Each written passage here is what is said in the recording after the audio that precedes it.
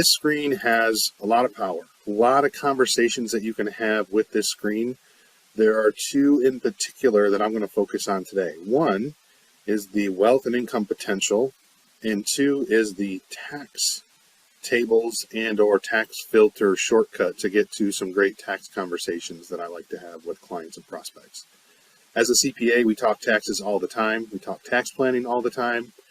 And these two that I'm going to show you today are primarily focused on helping debunk what I think are some myths out there in the general population in the industry. So the first one over here is in our lifetime capital potential tank. So this tank itself is very powerful. In terms of the PEM, no money stays in this tank. This tank just represents what your client or potential client could earn over their lifetime.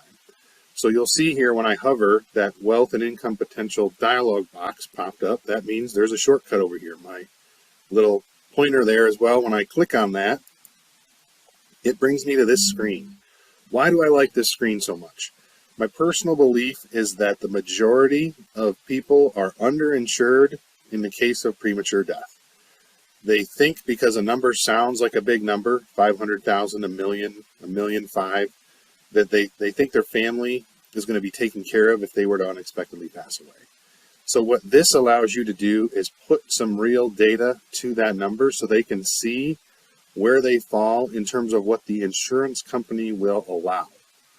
That's an important phrase. So what the insurance company will allow is what you're financially worth on paper.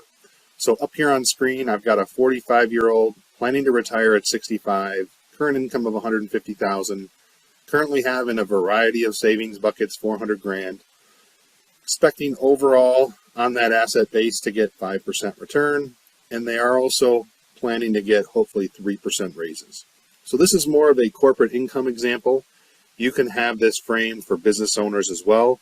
But again, what this is primarily doing is giving you a way to say, hey, how much insurance would the insurance company allow me to buy, and should I have, quite frankly?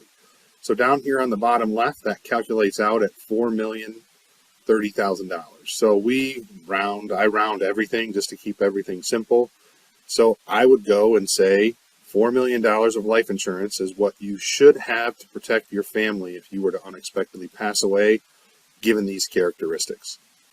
I rarely come into anyone who's got that amount of coverage. A lot of times in this situation, I might see $1 million, $1.5 million, $2 million. So they're only at about 50% of the level that they should be mathematically. And again, we try to let the math win. And somebody might try to push back and say, oh, I don't want to be overinsured, or I don't want to leave somebody rich. Again, the insurance company won't let you, number one. And that's also the power of the life insurance conversation from a death benefit perspective is, what if you're not here to see your family through to the end, through your hopeful life expectancy? How can you make sure they have everything they would have had if you had survived financially, even if you're not here to see it?